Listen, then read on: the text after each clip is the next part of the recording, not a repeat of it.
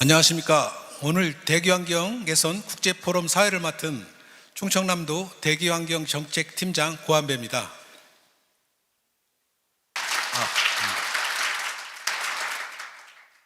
먼저 포럼에 참석해 주신 모든 분들께 감사의 말씀을 드립니다. 오늘 포럼 진행 순서를 말씀드리겠습니다. 오늘 포럼은 충청남도 대기환경과장님의 인사 말씀, 그리고 주제 발표, 종합 토론, 질의응답 순으로 진행하겠습니다. 그럼 지금부터 2024 충청남도 대기환경 개선 국제포럼을 시작하겠습니다. 먼저 참석하신 뇌빈을 소개해 드리겠습니다. 소개해 드릴 때마다 큰 박수로 환영해 주시면 고맙겠습니다. 먼저 종합 토론에서 좌장을 맡아 소개해 주실 김용표 전 국가기후환경회의 위원장님 참석해 주셨습니다.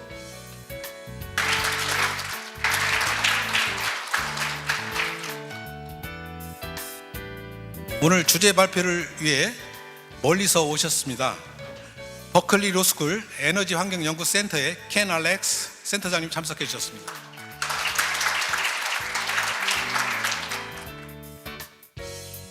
두 번째 주제 발표를 해주실 한국환경연구원 심창섭 선임연구원님 참석하였습니다.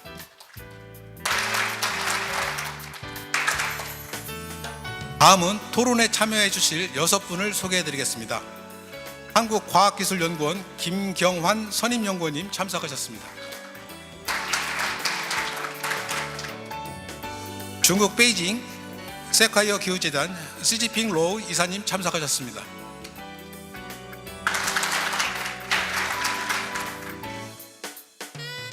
인도네시아 ISR 파비 투미와 이사님 참석하셨습니다. 아직 자리를 함께 못 하셨는데요. 곧 도착하시는 대로 다시 소개해 드리도록 하겠습니다. 다음은 한국대기환경학회 이휘관 부회장님 참석하였습니다.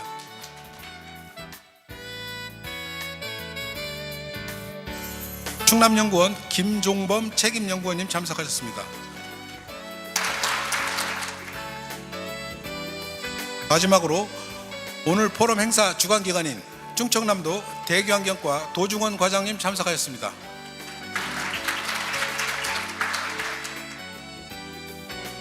다음은 충청남도 대기환경과 도중원 과장님의 인사 말씀이 있겠습니다.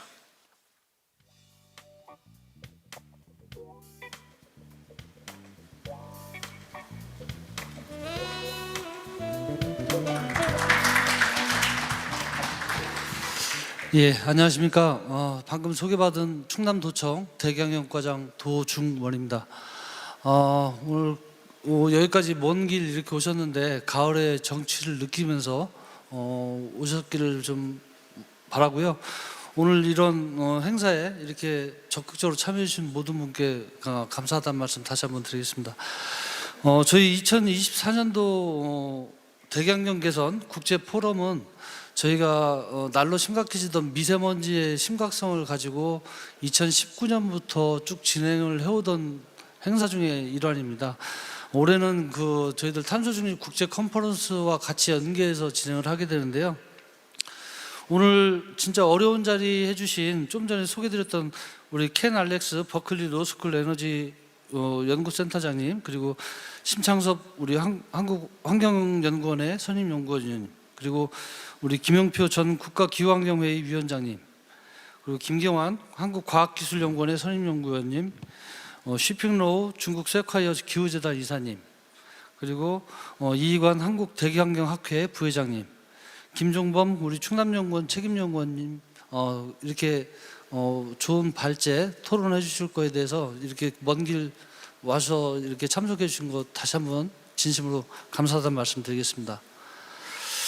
잘 아시는 것처럼 우리 충청남도가 이 지리적 특성 그리고 산업의 특성 때문에 사업장들이 굉장히 많이 존재하고 있는 거 잘 아실 겁니다. 화력발전소, 석유화학단지, 또 철강단지까지 이어지다 보니까 대기오염 물질도 상당히 많이 배출되고 있고요. 중국하고의 연접되어 있는 지리적 입지에 관해서도 어느 정도 영향이 있지 않을까 하는데, 이 미세먼지가 지금 몇 년 사이에 굉장히 많이 양호하게 나아진 상태입니다. 미세먼지가 좀 많이 나아졌다고는 하지만은 국내에서 발생되고 있는 이 대기오염 물질에 대해서 획기적으로 좀 저감할 수 있는 안이 좀 마련이 돼야 되겠다라는 게 저희 도의 입장이고요. 지금 세계적으로 봤을 때는 이 대기오염 저감에 대해서 어제 탄소중립 국제 컨퍼런스 메인에서도 얘기가 됐지만 지방 정부의 역할이 굉장히 중요한 시점이라고 생각을 합니다. 우리 충남도 같은 경우에 언더2 연합 의장, 아시아 태평양 의장 역할을 지금 세 번째 연임을 하고 계신데요. 세계적으로 저희 충남도가 각광을 받고 관심을 갖기 시작을 했던 게 지방 정부의 역할이 두드러졌다라고 평가를 받았기 때문으로 좀 판단을 하고 있습니다. 뭐냐면은 2018년, 19년도 미세먼지가 극심해서 전 국민이 1급 발암 물질에 의한 그 심각성에 대해서 굉장히 크게 걱정을 할 시점에 우리 충남도가 국가를 선도하는 행정행위를 했던 게 있습니다. 다름이 아니라 저희 도에서 석탄화력 발전에서 나오는 오염물질을 조금이라도 더 줄여보고자 해서 국가에서 정해놓은 대기환경 보전법에 의한 대기오염물질 배출 허용 기준보다 저희 도 조례로서 배출 허용 기준을 강화시켰던 사례가 있습니다. 그 배출 허용 기준을 강화시켜서 거의 오염물질이 30% 이상이 줄었고, 그로 인해서 환경부에서도 3년 후에 저희 조례 기준을 따라서 법 개정을 했던 바가 있습니다. 이런 사항들을 세계적인 그 회의석상에서 지방정부 역할로서 크게 인정을 받았던 바가 있고요. 또 지금 현재 진행되고 있는 우리 도내 대형 그 대기오염 물질 배출 사업장들, 그리고 중소기업들까지도 포함해서 저희들이 그 자발적 감축 협약을 통해서 그 배출량을 지금 줄여나가고 있습니다. 그래서 2024년도 배출량을 거의 43% 정도 줄여가는 효과까지 지금 거두고 있는 실정인데요. 이런 식으로 지금 앞으로는 지방정부의 역할이 지금 두드러져야 될 것 같고, 지금 뭐 획기적인 안을 좀 잡아가야 될 시점인 것 같습니다. 그래서 저희들이 오늘 포럼을 통해서 좋은 고견들을 많이 청취하고 새겨 들어서 저희들 대기환경 개선 기본계획 수립하는 데 있어서 좋은 안을 좀 잡아서 도 정책을 끌어나가고자 합니다. 그래서 오늘 참석해 주신 여러분들, 플로어에 계신 분들도 이따 종합토론 때 질문해 주실 거 많이 질문을 해 주시고요. 무엇보다도 우리 발제자 토론자분들께서 오늘 좋은 고견 많이 내주시기를 간청드리면서 인사 말씀 가름하도록 하겠습니다. 감사합니다.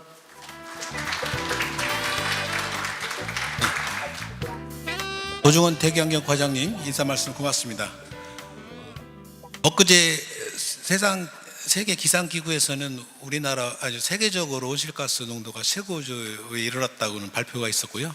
오늘 또 뉴스에서는 몽골 초원이 기후변화 때문에 눈이 내려가지고 그 양들이 죽어가고 있다는 안타까운 소식을 들었습니다. 이런 시점에 대기환경 개선을 위한 이런 토론과 노력들이 필요할 때라고 생각합니다. 방금 토론에 참여해 주실 아까 소개 못 해드렸는데요. 지금 막 도착하셨습니다. 파비투미와 인도네시아 ISR 파비투미와 이사님 참석하셨습니다. 박수로 환영해 주시기 바랍니다.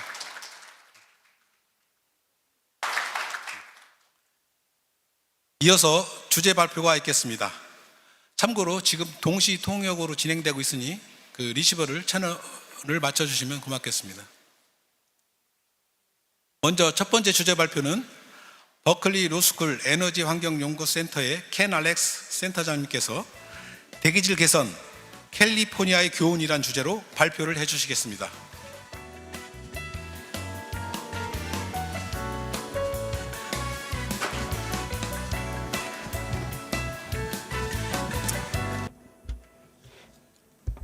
네.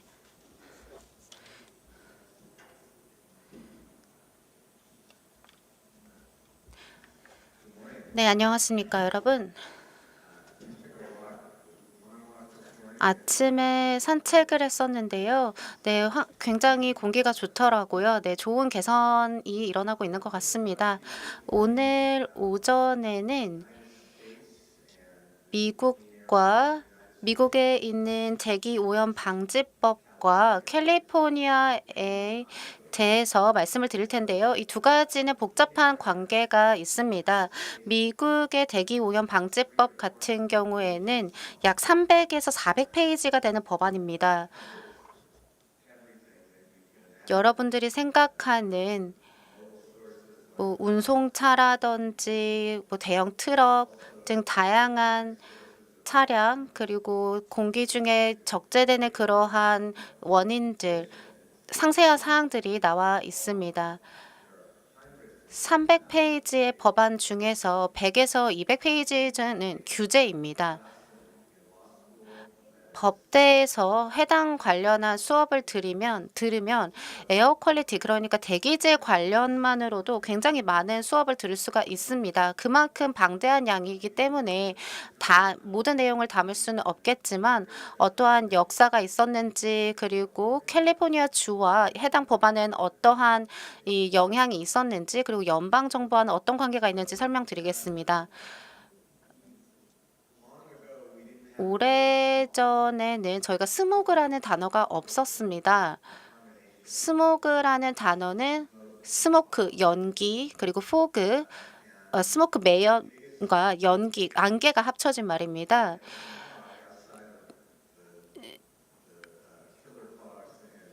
킬러 포그라고 하는 것이 런던에 있었는데요. 그 이후에 처음으로 스모그라는 것이 나타났던 것이 LA입니다. 제가 실제로 자랐던 곳이기도 하고요. 1943년에 LA에서는 대기 오염에 대한 우려를 하기 시작했습니다. 그리고 대기 오염 통제 구역을 설치했습니다. 해당 구역에 있는 스모그를 방지하기 위해서였는데요. LA 같은 경우는 산에 둘러싸여 있습니다. 그래서 저희는 입자 물질들이 저준위로 그러니까 아래로 적재되는 그러한 구역이다라고 이야기를 하는데요. 이 주요한 대기 오염의 원인이 다른 국가들도 마찬가지겠지만 캘리포니아에서는 주요 원인 자동차라고 1950년에 결론을 내렸습니다. 아시다시피 캘리포니아에서는 많은 사람들이 운전을 하고 차량도 많습니다. 그리고 한국에도 다양한 캘리포니아나 미국에서 나온 차들이 있죠. 1950년대에 당시에 차량에 대한 대기오염 방지 규제가 없다라는 것을 알게 되었고 많은 스모크와 그리고 많은 연기, 매연들이 발생하고 있다라는 걸 알게 되었습니다. 그리고 캘리포니아 주에서는 캘리포니아 대기오염 방지법을 1964년에 첫 법안으로 실질적으로 대기 오염을 다루는 법안으로는 처음으로 통과를 시킨 사례였습니다. 1967년에 그리고 미국 연방정부 차원에서도 대기오염 방지법을 통과시켰는데요. 캘리포니아에서 3, 4년에 했었던 것에 확대된 모습이었습니다. 미국의 대기오염 방지법에는 특정한 법안이 포함이 되어 있습니다. 바로 캘리포니아가 자체적으로 대기오염 방지법 제한을 둘 수 있다는 것인데요. 예를 들어서 특히나 자동차 배기가스에 대한 자율권을 가지고 있습니다. 캘리포니아 주만 유일하게 해당 권한을 가지고 있습니다. 다른 주 같은 경우에는 아마도 아시겠지만 미국에는 50개의 주가 있죠. 이 캘리포니아를 제외한 다른 주 같은 경우에는 연방 규제 혹은 캘리포니아 규제를 가 있는데 그 중에서 이제 자동차 배기가스 같은 경우에는요, 두 개의 다른 규제가 있습니다. 하나는 연방 정부 그리고 캘리포니아가 있습니다. 대략 20개 주가 캘리포니아 규제를 따르고 있고 그 나머지는 이제 연방 정부 규제를 따르고 있습니다. 근데 자동차 제조사들 같은 경우에는 대부분 캘리포니아 규제를 따르고 있는데요. 왜냐하면 두 가지 종류의 차를 만들고 싶지 않기 때문에 그렇습니다. 그래서 한국의 자동차 제조사라든지 미 제조사라든지 다른 국가들도 캘리포니아 법안을 따르는 겁니다. 캘리포니아 주는 그러한 권한, 자율 권한을 가지고 있고 이에 대해서는 제가 캘리포니아에서 자체적으로 이 온실가스의 규제도 가질 수 있는 권한이 있다라는 거에 대해서는 나중에 또 추후 말씀을 드리도록 하겠습니다. 네, 굉장히 유명한 사례인데요. 실제로 대법원까지 갔었던 사례입니다. 매사추세츠 주가 캘리포니아의 법안을 따르기로 했고 캘리포니아는 온실가스를 규제했습니다. 특히 이산화탄소, 자동차에서 배출되는 이산화탄소에 집중을 했었는데요. 대법원이 말했던 것은 이 대기 오염 방지법에 따르면 온실가스, 예를 들어서 이산화탄소와 같은 것들은 오염원이다 라고 규정했습니다. 미국 법에서 이렇게 규정한 건 굉장히 특별한데요. 왜냐하면 이산화탄소가 오염원이라고 한다면 연방 정부뿐만 아니라 이 캘리포니아 법안에 따라서도 이산화탄소를 규제할 수 있다는 것을 의미하기 때문입니다. 대법원은 새로운 법안을 만들었습니다. 바로 중요 문제 원칙이라는 것인데요. 네, 굉장히 복잡한 거라서 상세하게 들어가진 않겠지만 만약에 중요한 문제일 경우에 그리고 의회가 연방정부의 법안을 통과시키지 않을 경우, 승인하지 않을 경우 연방 정부는 그 법안을 따를 수가 없게 됩니다. 통과할 수가 없게 되는 거죠. 그렇기 때문에 대법원은 이 문제를 다르게 봤습니다. 왜냐하면 이 대기 오염 방지법에서 따르면은 실질적으로 이 온실가스가 오염원이다 아니다라는 말이 없었기 때문인데요.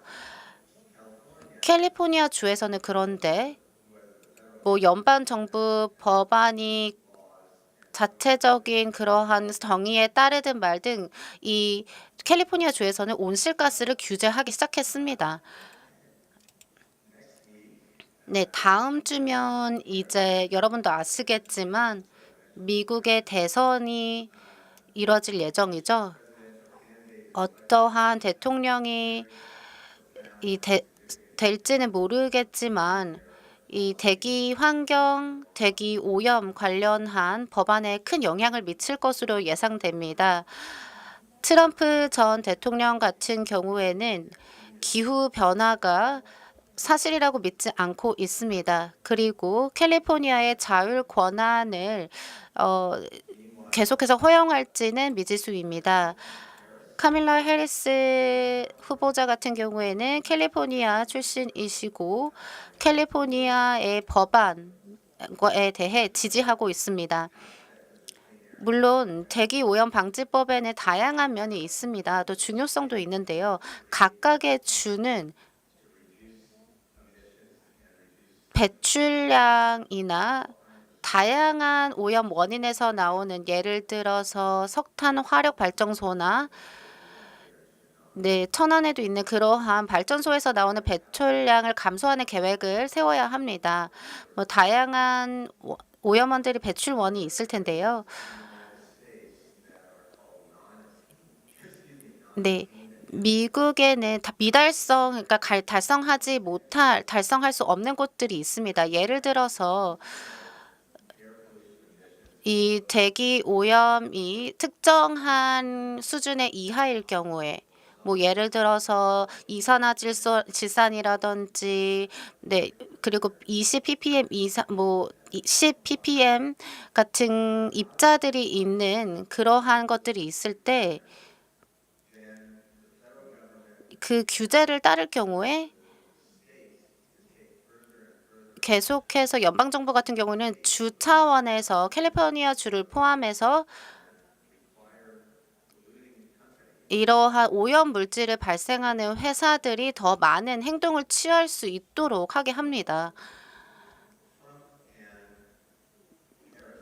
트럼프 후보자나 카밀라 해리스 같은 후보자는 다른 입장을 취하고 있는데요.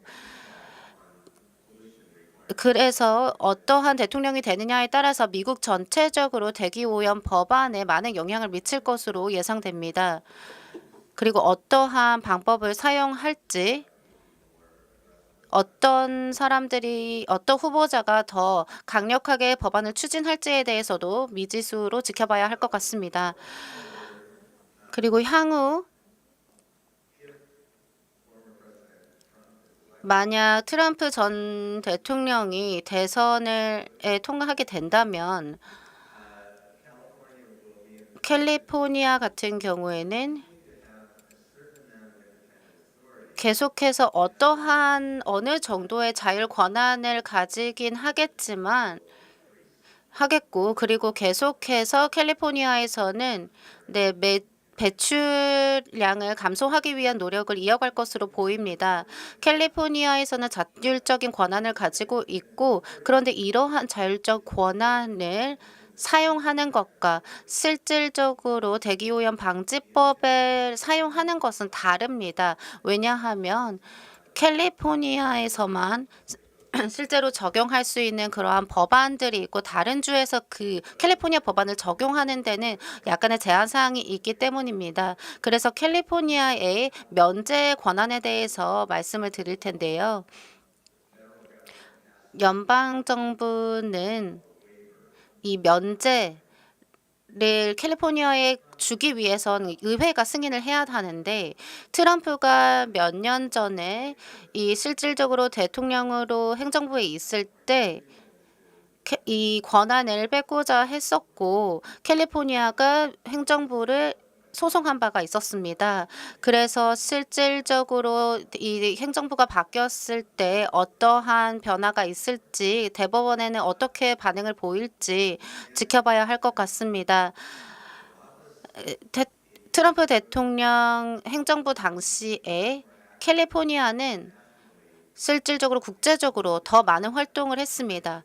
중국과도 마찬가지고요. 캘리포니아는 계속해서 중국과 오랜 시간 동안 대기오염 관련한 협력을 해온 바 있습니다. 많은 과학적 교환, 협력 교류가 일어났었고요. 그리고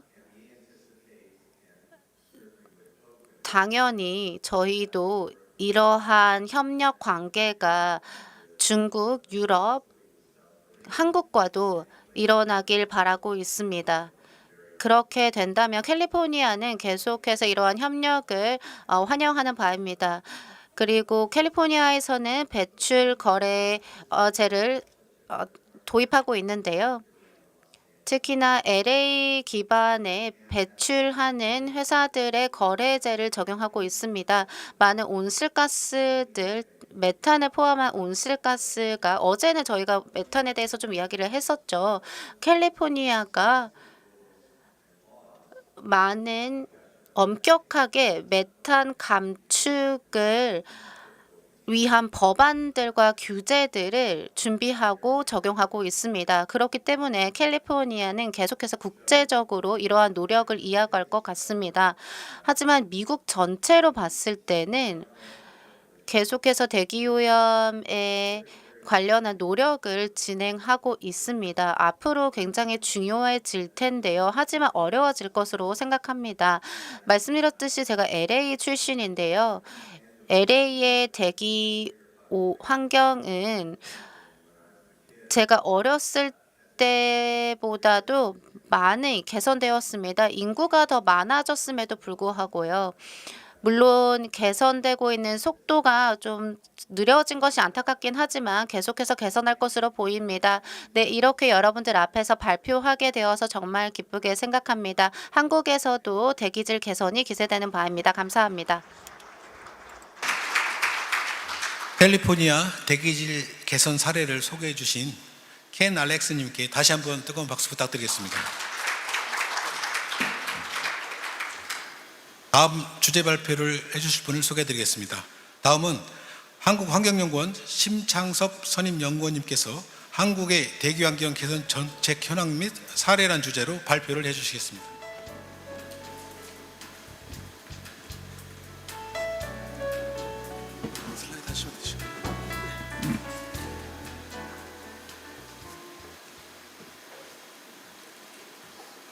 예, 안녕하십니까.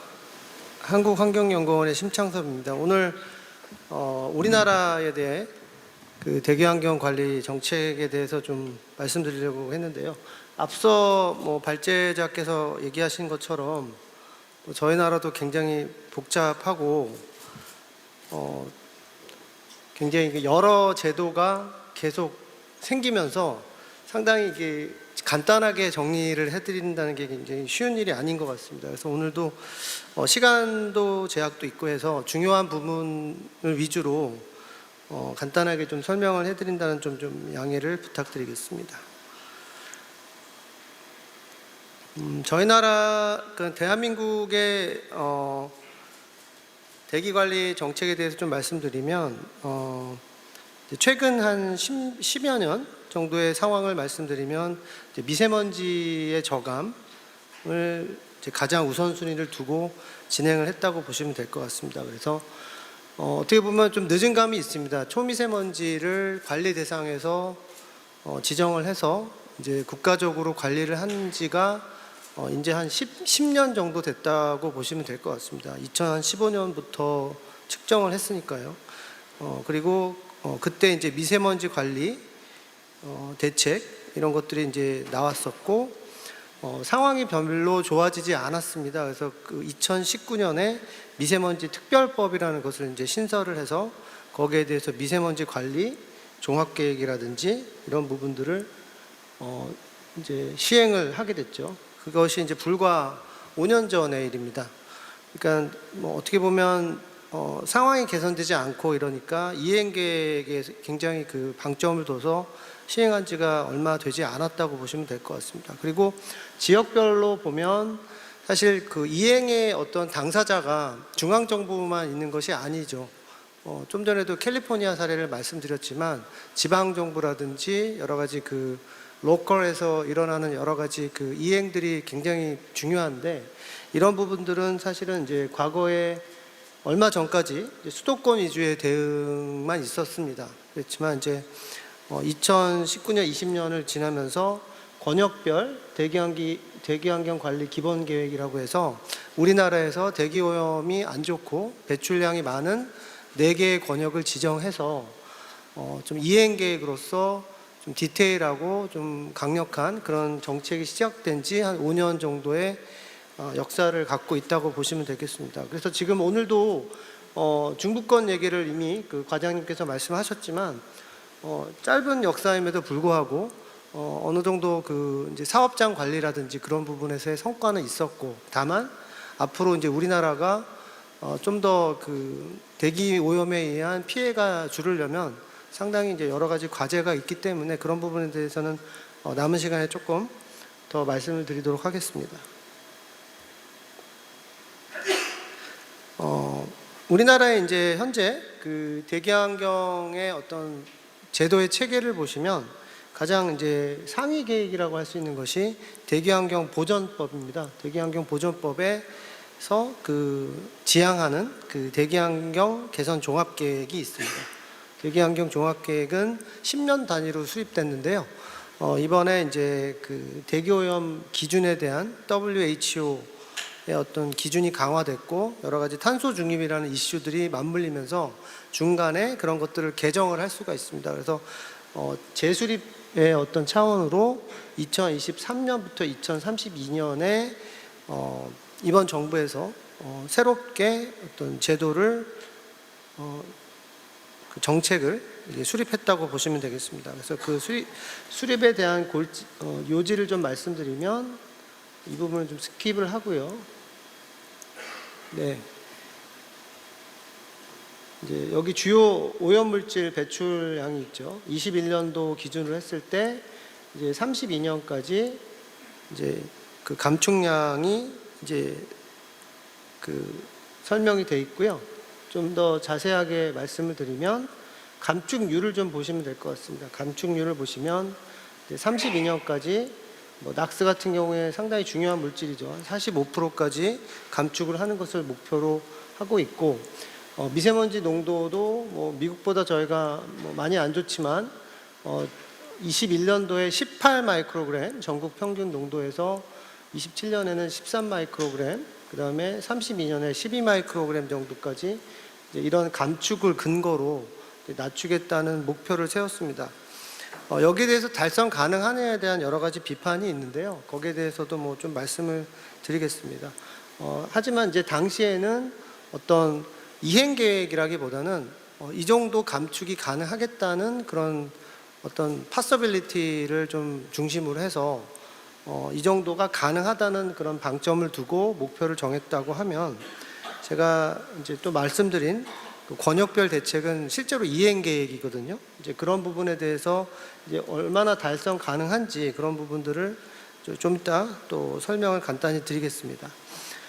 그래서 상위 계획이라고 할 수 있는 대기환경 종합계획, 대기환경 보존법에 의해서 새롭게 좀 강조가 된 부분들을 좀 뭐 몇 개를 말씀드리면, 미세먼지 농도는 개선되고 있지만 뭐 배경 농도의 영향이라든지 또 어떤 낙스와 그 VOC의 어떤 그 좀 복잡한 대기화학적인 과정 때문에 오존 농도가 점점 한국이 안 좋아지고 있습니다. 그래서 이런 부분에 대해서 낙스에 대한 보다 강력한 강화라든지 VOC가 컨트롤이 잘 안 되고 있거든요. 그 VOC가 어떤 물질인지는 아시죠? 그 메탄이 아닌 대부분의 숏리브드 그 탄화수소의 대부분을 얘기를 하는데요, 보통. 이런 부분들이 사실은 넌 포인트 소스가 굉장히 많고 여러 가지 관리가 어려운 부분들이 있습니다. 화학종도 굉장히 다양하고요. 그래서 이런 부분들이 사실은 쉽지 않기 때문에 이런 부분들이 이제 숙제로 남아 있기 때문에 이런 부분들을 상당히 핵심 과제로 추가했다, 이렇게 말씀드릴 수가 있겠고요. 그 다음에 여전히 사업장 부분에 대해서는 줄일 수 있을 만큼 계속 줄이겠다, 뭐 이런 의지를 좀 계속 피력을 했고, 뭐 아시겠지만 이제 수송 부분도 이제 전 세계적으로 탄소 중립과 맞물려서 무공해차에 대한 부분들이 강조가 여전히 됐습니다. 그리고 제가 이미 VOC 말씀드렸지만 또 농축산 부분에서 또 미세먼지에 기여하는 부분들이 있어서 이런 부분들이 좀 더 명확하게 반영이 됐다라고 이해하시면 될 것 같습니다. 자, 그 다음에 이제 제가 말씀드릴 것이 이제 이행 계획입니다. 지역에 대한 이행 계획에 대해서 좀 말씀드리면, 제가 좀 전에 말씀드렸지만 2020년부터의 계획이 이제 이행이 됐고요. 보시는 것처럼 수도권이 있고 중부권, 오늘 그 충남 지역을 포함한 중부권이 있고요. 그 다음에 이제 부산, 울산, 경남이 이제 포함되고 있는 동남권, 그 다음에 이제 여수, 광양이 굉장히 그 주요한 그 배출원이 되고 있는 남부권, 이렇게 네 가지의 권역들이 지금 포함이 돼서 배출량을 명확하게 지정을 해서 지역 배출 허용 총량을 정해준 다음에 그것을 준수하도록 하는 굉장히 구체적인 이행 계획이 시행되고 있다라고 말씀을 드릴 수가 있겠습니다. 그래서 1차 계획이 이미 이제 종료가 되는 시점이 되겠고요. 당시에 이제 대부분의 그 미세먼지 농도가 권역에서 대부분 한 23에서 25 정도의 상당히 높은 연평균 미세먼지 농도를 보였는데, 당시에 목표가 17하고 16, 24년까지의 목표였습니다. 근데 지금 현황을 보면 이제 남부권, 중부권은 이제 달성을 했고요. 수도권과 중부권은 이제 20 정도로 지금 초미세먼지가 측정이 되고 있으니까 아직 좀 미흡하다, 이렇게 이해를 하시면 될 것 같습니다. 우리나라의 대기환경 기준은 15입니다. 참고로 2018년에 그것도 강화가 되었습니다. 그래서 이제 미세먼지 농도의 어떤 추세를 좀 말씀드리면, 초미세먼지 같은 경우에 수도권도 다 상당히 그 좋은 그 개선되는 효과를 보여줬습니다. 이 개선된 효과는 뭐 아시는 것처럼 국내의 저감에 대한 실적도 있지만 마찬가지로 국외 유입에 대한 미세먼지 양도 상당히 개선이 된 건 또 사실입니다. 그래서 이런 부분들이 또 2020년에 코로나의 또 임팩트도 있었고요, 사실. 그래서 이런 부분들이 복합적으로 작용이 돼서 우리나라의 모든 권역에서 대기질이 개선됐다. 그리고 남부권과 동남권은 뭐 어떤 이 지역의 어떤 개선된 부분들도 효과를 봤다고 볼 수 있고요. 또 더 중요한 것이 국외 유입에 대한 영향도 컸기 때문에 대기환경 기준을 현재 달성한 것으로 이제 파악을 하고 있고, 수도권과 중부권은 아직은 달성하지 못한 상황이라고 보시면 될 것 같습니다. 그래서 이제 그 2차 계획을 지금 수립을 하고 있고, 아직 확정은 되지 않았습니다만 공청회를 거쳤습니다. 또 오픈 디스커션을 했고요. 그래서 권역별로 이제 목표를 잡았는데, 아까 전에 말씀드린 그 상위 계획과의 어떤 정합성이 완벽하진 않지만 그런 그 배출량에 대한 삭감 방향은 동일한 방향성을 잡아갔다, 이렇게 이해하시면 될 것 같고요. 다만 그 처음에 말씀드린 종합계획은 달성 가능한 목표를 제시했다면, 여기서는 여러 가지 사업장들의 어떤 이해관계, 이런 부분들이 또 상충이 되고 여러 가지 또 지연되는 또 문제가 있습니다. 당장 뭐 컷할 수가 없는 그런 문제가 있기 때문에 그런 것들 다 협상들을 통해서 이제 할당량들이 정해지게 됩니다. 여기에서도 이제 사업장은 캡앤트레이드가 적용이 되거든요. 그래서 그런 부분들을 고려했을 때 조금 달라지는 부분들이 있다고 이해하시면 되겠고요. 수도권 같은 경우에는 이제 BAU 대비 2029년에는 15 마이크로그램을 달성하겠다라는 목표를 잡았습니다. 다른 물질들은 일단 생략을 하고요. 다만 이제 오존 같은 경우는 사실은 평가하기가 좀 아직 어려운 부분들도 있습니다. 사실은 달성하지 못할 가능성이 높지만 정확하게 지금 불확실성이 굉장히 높기 때문에 대기환경 기준을 달성하겠다, 8시간 평균 기준으로 달성하겠다는 좀 어떻게 보면 선언적인 목표이기 때문에 이런 부분들은 조금 차이가 있습니다. 그래서 그런 부분들은 좀 이해가 필요하고요. 그 다음에 중부권도 수도권과 사실은 굉장히 대기질 영향을 서로 주고받고 있기 때문에 크게 다르지 않습니다. 그래서 중부권의 대기질 목표도 15, 미세먼지 같은 경우에 15 마이크로그램으로 설정을 했고, 그 다음에 남부권 같은 경우에는 대기질이 가장 그 좋은 목표를 지향을 하고 있습니다. 그래서 12 마이크로그램까지 2029년까지 달성하는 것을 목표로 했고요. 동남권 같은 경우도 13 마이크로그램으로 2029년까지 달성하는 것을 목표로 잡았습니다. 그래서 기본적인 방향은 사업장, 이제 전국의 1, 2, 3종의 대형 사업장들을 환경부가 직접 관리를 하고 있고, 거기에 대해서 2029년까지 단계적으로 계속 물질을 줄여가는 것을 목표로 하고 있습니다. 가장 중요한 물질을 말씀드리자면 낙스하고 삭스가 되겠고요. 그 두 가지 물질을 연도별로 계속 줄여 나간다는 것이 기본 방향이고, 그 다음에 어렵지만 어떤 항만이라든지 비도로 부분, 그런 부분들에 대해서도 좀 관리를 강화하고, 그 다음에 어떤 불법 소각이라든지 대상 물질은 아니지만 뭐 암모니아라든지 농촌에 대한 배출원 관리, 이런 부분들을 계속 상위 계획과 정합성 있게 관리하는 것을 목표로 하고 있습니다. 그래서 예를 하나 보여드리면, 사업장 제가 캡앤트레이드가 있다고 말씀을 드렸죠. 간단하게 말씀드렸는데, 이 지역별로 좀 말씀드리면, 여기가 이제 중부권입니다. 26년부터 29년까지 매년 이제 중부권의 낙스의 총량이 이렇게 줄어드는 것을 확인하실 수가 있습니다. 이런 목표를 달성해야 되는 것이고요. 수도권이 약간 예외적으로 큰 변화가 없는데, 이것은 이제 앞으로 조금 안타깝긴 하지만 어떤 인구라든지 인구 증가라든지 어떤 여러 가지 예상이 점점 증가하고, 사업장이나 에너지 수요도 수도권이 점점 증가하기 때문에 이런 부분들이 효과적으로 줄어들기에는 조금 상황이 녹록지 않다는 것을 좀 반증하는 결과라고 보시면 되겠습니다. 수도권의 대기 관리가 4개 권역 중에서 가장 좀 터프하다, 이렇게 좀 이해를 하실 수 있을 것 같습니다.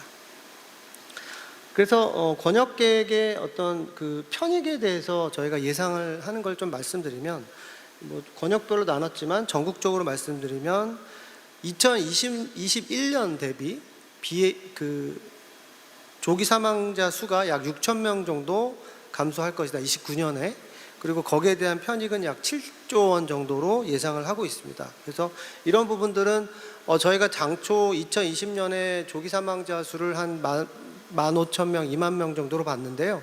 그렇게 따지면은 초미세먼지에 의해서 조기 사망자 숫자가 6천 명이 계속 추가적으로 감축되니까 그렇게 적은 숫자는 아니라고 이해하실 수 있을 것 같습니다. 마지막으로 좀 이제 앞으로 어떤 한계라든지 좀 우리가 유의할 부분에 대해서 좀 말씀드리겠는데요. 캡앤트레이드에 대한 부분들이 상당히 협상하기가 어려웠습니다. 왜냐하면 사업장 같은 경우에는 할당량에 좀 여유를 두고 싶어 하고, 아무래도 저감에 대한 비용이 워낙 사업장에마다 다르지만 대형 사업장인 경우에 상당히 많은 비용이 들어갈 수도 있고요. 그 다음에 지자체도 마찬가지입니다. 지자체도 가능한 여러 가지 개발 계획을 추진하고 있는 터라 이런 부분에 대해서 여유 있는 할당을 원하는 반면에 환경부는 대기환경 개선이라는 목표가 있고 그런 거를 달성을 하기 때문에 여러 가지 최신 기술을 사용해서 배출량을 줄여가는 것을 원하고 있기 때문에 이런 부분들이 상충이 일어나기도 합니다.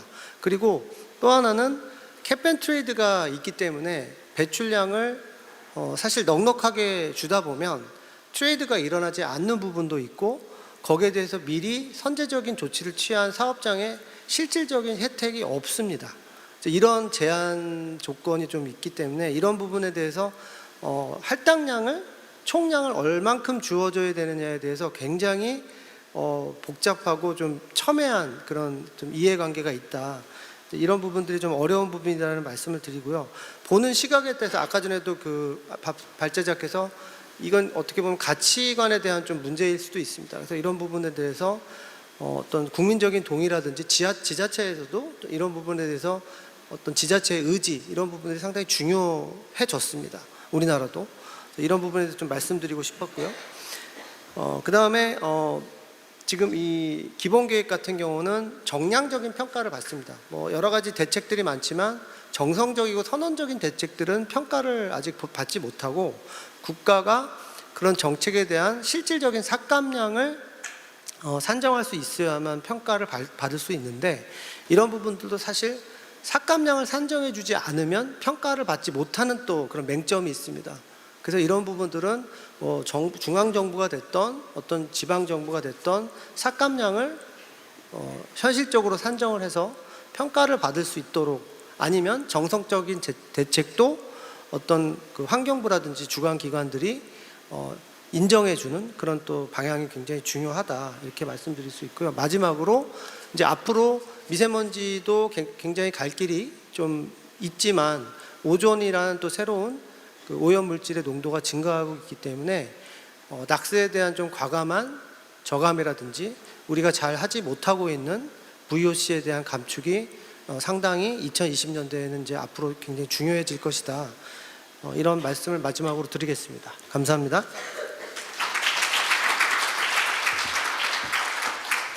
네, 우리나라 대기환경 정책 방향에 대해서 발표해 주신 심창섭 연구원님께 다시 한번 박수 부탁드리겠습니다. 다음은 발제자와 토론자가 참여하는 종합토론 시간이 되겠습니다만 자리 정돈을 위해서 잠시 10분간 휴식 시간을 갖도록 하겠습니다. 발제와 토론 패널 여러분을 함께 모시고 종합토론의 시간을 갖도록 하겠습니다. 종합토론은 김용표 전 국가기후환경회의 위원장님께서 진행해 주시겠습니다. 위원장님 부탁드리겠습니다. 네, 안녕하십니까. 이화여대학교 환경 블라인드 스팟 연구센터 연구원으로 지금 근무하고 있는 김용표입니다. 충청남도는 미세먼지로 대표되는 대기환경 문제 그리고 탄소 중립으로 대표되는 기후변화 문제에서 아마 우리나라 시도 가운데 가장 직접적으로 영향을 받고 그 영향을 어떻게 하면 최소화하고 좋은 방향으로 이끌어갈까 하고 고민하고 노력하는 시도라고 생각합니다. 이런 자리에 와서 토론의 좌장을 맡게 돼서 기쁩니다.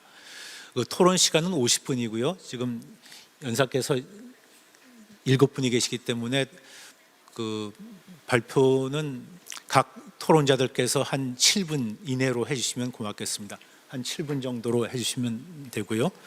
그 다음에 그 지금 아마 다 그 이어폰이 있으니까 그 각자 원하는 언어로 하시면 될 것 같습니다. 그럼 가장 오른쪽에 있는 분부터 시작을 할까요? 발주자군요. 예, 그럼 김경환 박사님부터 해주시죠. 예, 좀 안녕하세요. 지켜주시기 바랍니다. 예, 안녕하세요. 한국과학기술연구원 기후탄소순환연구단 김경환이라고 합니다. 저도 이러한 뜻깊은 자리에 초대되어서 정말 영광으로 생각을 합니다.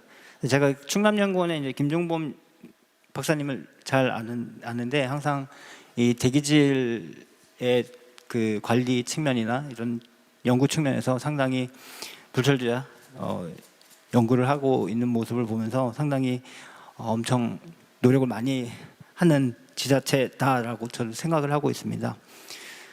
심창석 박사님께서 이제 말씀해 주셨듯이 이제 최근 우리나라 5년간 대기질이 상당히 많이 개선이 돼서 그래서 PM 2.5 연평균 농도도 상당히 좋아지고 있는데 이 아직 그 오존 농도에 대한 그 증가염에 대한 대응은 거의 없는 실정이라서 이러한 부분에 대해서 이제 저희도 중앙정부뿐만 아니라 지방정부에서도 발빠르게 대처가 필요하다고 생각을 하고요.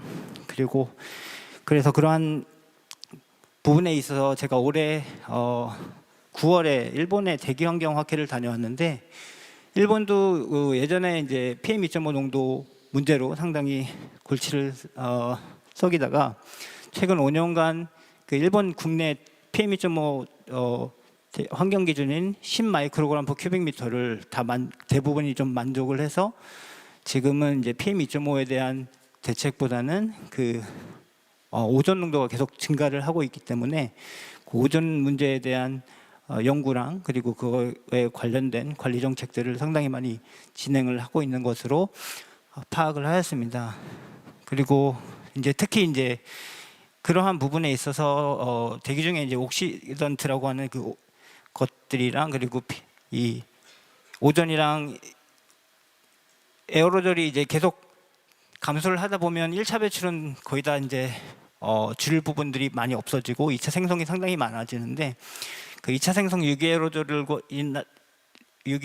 그렇고 오존도 그렇고 이게 이제 같이 광학 반응에 의해서 옥시던트에서 유래되는 거기 때문에 이를 같이 이제 저감하기 위한 노력을 하기 위해서 VOC랑 이 광학 옥시던트에 대한 그런 연구들이 진행되고 있고 이러한 연구 성과물들이 정책적 판단에 이제 중요한 근거로 사용이 되고 있다는 것을 확인을 하였습니다. 그래서 저는 이런 부분에 있어서 그 정부보다 좀 발빠르게 충청남도에서 할 수 있는 부분들이 있지 않을까 기대를 해보고 있습니다. 그러기 위해서는 이제 저는 예산 확보가 저는 연구자 입장이기 때문에 어떤 그런 정책이나 판단을 내릴 때 중요한 근거가 될 수 있는 과학적 근거가 필요하기 때문에 그러한 어떤 근거를 확보할 수 있는 예산 확보를 통해서 R&D 기획 능력을 좀 강화해서 그런 정책의 근거를 만들 수 있는 정책에 그 연계시킬 수 있는 연구를 지속적으로 좀 추진을 해서 해 나가야 되는 부분들이 이제 필요하다고 생각을 하고요. 그리고 제가 작년에 이제 세종시의 그 미세먼지 관련된 연구를 실제 측정을 하면서 한 게 있는데 여기서도 제가 느낀 게 뭐냐면 대기질이라는 게 대기질을 인접하고 있는 그 공유하고 있는 주변 시라든지 아니면 주변 지자체와의 연계가 상당히 필요하다고 생각한 게 그 세종시 조치원이라는 데 보시면 거기 오송이랑 가까운 데인데 행정구역상으로는 나눠져 있어서 근데 이제 거의 다 같은 대기질이기 때문에 그쪽 자체로만 노력을 한다고 해서 이 대기질을 개선하는 데는 상당히 제한이 있을 것으로 생각을 하고 있습니다. 그래서 이러한 그 어떤 문제가 되고 있는 대기질이 좀 더 상대적으로 높은 지역에 대해서 대기질 개선에 노력을 기울일 때는 인접 지자체와의 협력도 상당히 중요하고 좀 공동으로 문제를 해결할 수 있도록 프로젝트도 기획하고 그리고 그 정책으로 이어질 수 있게 하는 노력들이 필요하다고 생각을 합니다. 네, 이상입니다. 네, 감사합니다. 그 김경원 선임연구원께서는 그 연구자의 관점에서 여러 가지 말씀을 해주셨습니다. 고맙습니다. 그 다음은 그 채핑로 이사님께서 말씀해 주시겠습니다. Please.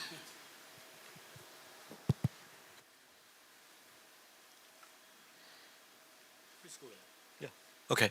Hi, my name is Si Peng Lo. I'm from Sequoia Climate Foundation.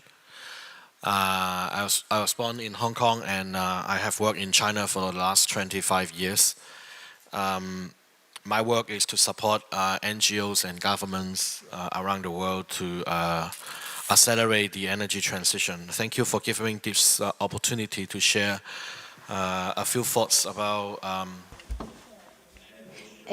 그 대기질 개선을 위해서 네, 그러면 제가 이 베이징에서 제가 25년 동안 연구를 하면서 있었던 상황에 대해서 말씀을 드릴 수가 있을 것 같습니다. 2019년에 올림픽을 진행하면서 베이징의 대기질에 대한 연구가 있었습니다. 그리고 문제가 우려가 제기됐었는데요. 선수들이 외부에서의 야외 마라톤과 야외 스포츠 경기를 하는데 안전한가에 대한 우려가 있었습니다. 그리고 2019년에 베이징 정부는 많은 노력을 들여서 베이징의 대기질을 개선하는 활동을 했습니다. 단계적인 절차를 밟아 나갔었는데요. 스크러버를 통해서 질소 산화물과 그리고 다양한 이 오염원들을 배출원에서 제거하는 작업을 했습니다. 그리고 그리고 개인 차량의 배출량을 감축하는 노력도 기울였습니다. 이 모든 것들은 대기질을 개선하는 활동이었지만 어느 정도 제한은 있었습니다. 모든 과학자들은 알고 있습니다. 대기 오염은 주로 석탄 화력에서 오는 거죠. 석탄, 가스, 휘발유를 태울 때 나옵니다. 산업, 차량 등에서 석탄을 태울 때 주로 배출되는 것이죠. 그렇기 때문에 대기 오염을 완전히 없애고 그리고 청정한 대기를 만들어내기 위해서는 저희가 지금 계속해서 석탄을 사용하는 것을 중단해야 할 것입니다. 실제로 이것이 베이징 같은 경우에는 중국 전체적인 대기질 개선의 사례가 되었었는데요.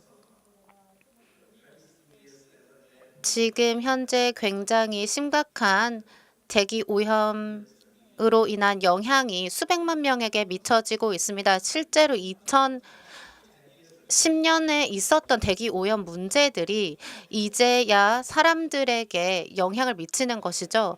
오늘날 베이징의 대기 오염도는 굉장히 많이 낮아졌습니다.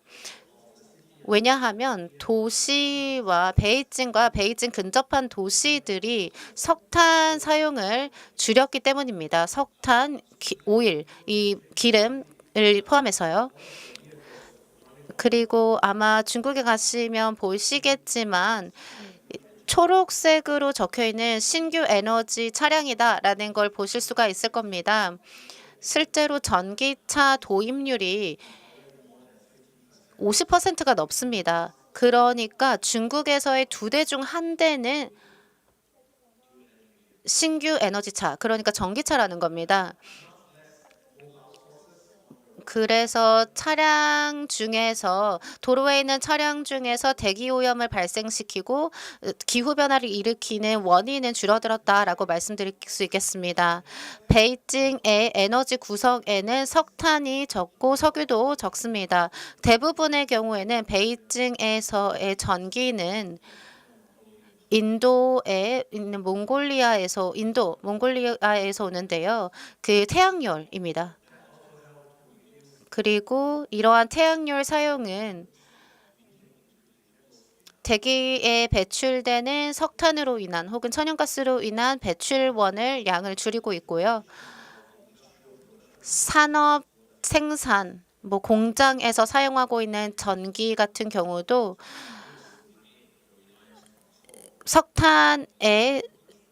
이 석탄 사용을 줄이고 있기 때문에 베이징시의 대기질 개선에 도움이 되었습니다. 이러한 성공적인 사례는 실제로 이 대기 중에 이산화탄소를 배출하는 원인 자체를 줄이면서 대기질을 개선했던 것은 단기적으로, 그러니까 10년 이내에 달성했을 뿐만 아니라 에너지 원단위도 개선이 되었습니다. 우리는 이걸 석탄 통제라고 부르는데요. 그러니까 오염원을 통제하면서 기후 변화를 일으키는 원인까지 같이 처리한다라는 겁니다. 석탄 이 통제 전략을 통해서 중국은 장기적으로 우리가 소비와 생산을 어떻게 할 것인가에 대한, 그리고 전기 생산은 어떻게 할 것인가에 대한 전략을 세우게 되었습니다. 올해 8월에 중국 중앙정부는 굉장히 중요한 프레임워크를 발표한 바 있습니다.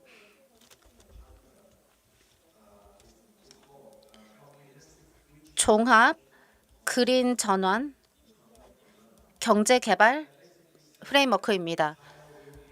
해당 프레임워크에 따르면 중국은 계속해서 석탄 의존율을 낮추고 재생 에너지를 에너지 구성에 더 포함시키겠다라는 의지를 담고 있습니다. 이러한 신규 그린 기술들인 대기질 개선뿐만 아니라 더 많은 직업들과 일자리를 만들어내고 경제의 기회를 만들어내고 있습니다. 그리고 기후의 회복성이 강한 나라로 만들어내고 있습니다. 감사합니다. 특히 베이징의 그 대기 환경과 그 기후 변화, 탄소 중립 시나리오의 노력에 대해서 말씀해 주셨고, 그 말씀하신 대로 베이징의 그 대기 환경은 지난 한 10년 동안 엄청나게 개선이 됐고요. 우리나라도 많이 개선됐지만 중국은 그 상당히 많은 노력을 들였습니다. 그 성공 사례 고맙습니다. 그 다음은 인도네시아의 그 페이투미안 이사님께서 말씀해 주시겠습니다.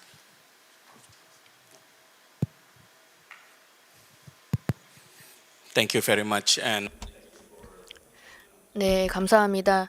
충남도청에서 이렇게 저를 초대를 해주셔서 발표를 할 수 있게 되었는데요. 정말 감사하게 생각을 합니다. 좀 전에 발표에서 저도 많은 것들을 배웠습니다.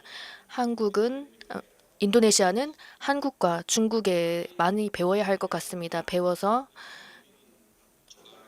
대기 오염을 없애야 될 것 같습니다. 저는 인도네시아 자카르타에 살고 있습니다. 2024년에는 100만 명이 살고 있고요. 이것은 22년에 비해서 크게 증가한 숫자입니다. 작년에 저는 제 막내 아들이 병원에 2주 이상 입원을 했습니다. 그 이유는 오염된 공기를 자카르타에서 흡입했기 때문입니다. 상상이 되시나요? 제 아들뿐 아니라 수천 명의 자카르타 사람들이 경험한 것입니다. 그 당시가 6월부터 8월 정도였는데요. 2023년이었습니다. 정말 많은 사람들이 호흡기 문제로 병원에 입원을 했습니다.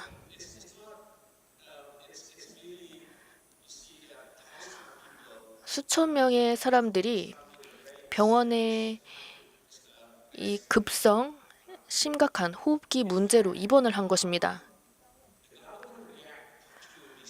사실 정부에서의 대책은 없었습니다. 왜냐하면 우리 대통령도 공기 오염으로 건강 문제를 앓고 있었기 때문입니다. 그래서 부처 장관에게 이 문제를 해결하라고 얘기를 했습니다. 그래서 정부에서는 문제를 해결하기 시작했고요.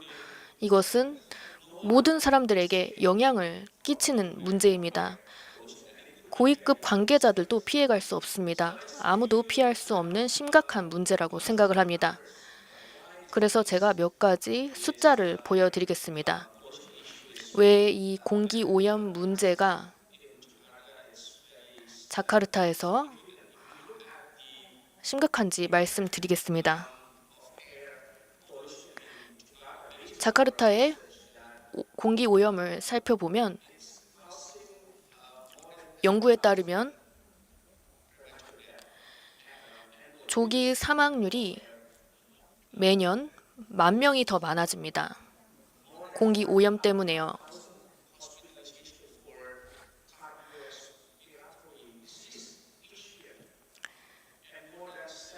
심장 호흡기 질환으로 5,000명 이상이 입원을 하고요.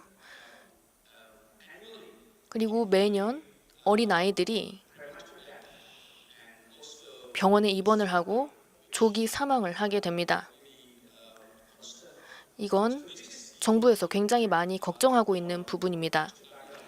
이건 자카르타에 미치는 영향만 말씀드리는 것이고요. 경제적인 손실에 대해서 말씀드리겠습니다. 자카르타가 공기 오염으로 겪는 경제적 손실은 굉장히 큽니다.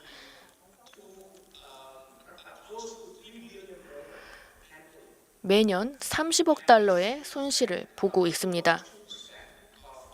이것은 자카르타의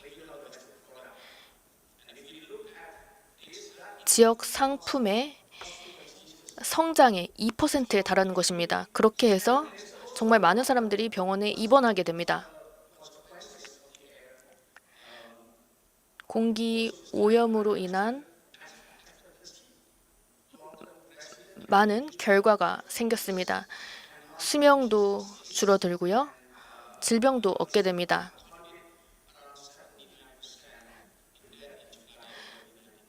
그리고 2019년만 하더라도 정말 많은 사람들이 질병으로 사망하게 되었습니다.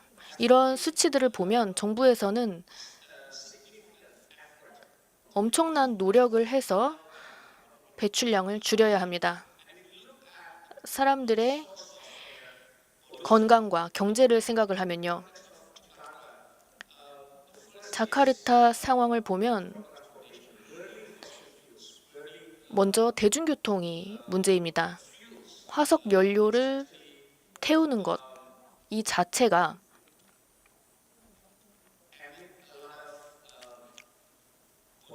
많은 오염을 일으킵니다. 이것은 32%에서 50%의 오염을 담당하고 있습니다. 하지만 석탄 화력 발전소도 자카르타에서 큰 영향을 미치고 있습니다. 석탄 화력 발전소의 100km 반경에는 아닙니다. 자카르타의 100km 반경에는 석탄 화력 발전소가 16개나 있습니다. 이 숫자는 계속해서 증가하고 있습니다. 2018년 이후에는 거의 2배가 될 것이라고 봤습니다. 그래서 산업 활동과 이런 많은 것들이 문제를 일으키고 있습니다. 그러면 이 문제를 해결하기 위해서 어떤 조치를 취할 수 있을까요? 정부 정책과 관련해서 많은 정책들이 만들어졌습니다. 오염 물질들을 없애기 위한 노력들로 인해 정책이 만들어졌습니다.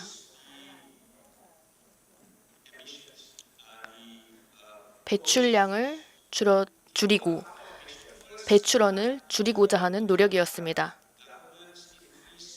자카르타 정부에서는 대중교통을 늘렸습니다. 그렇게 해서 매일 2천만 대의 차량이 자카르타로 들어오고 있습니다. 두 번째는 지방 정부에서 저배출량 연료를 만들었습니다. 그래서 저배출을 하는 차량들만이 자카르타로 들어오게 하는 겁니다. 앞으로 몇 년 뒤에는 자카르타 지역의 미세먼지 수치가 낮아질 것으로 예상이 됩니다. 정부에서는 노후된 석탄 화력 발전소를 폐기하려는 계획을 가지고 있습니다. 작년 정부에서는 발전소 공사에 노후된 발전소의 폐기를 주문을 했습니다. 그리고 기술을 이용해서 입자 물질과 오염 물질을 줄이도록 했습니다. 마지막으로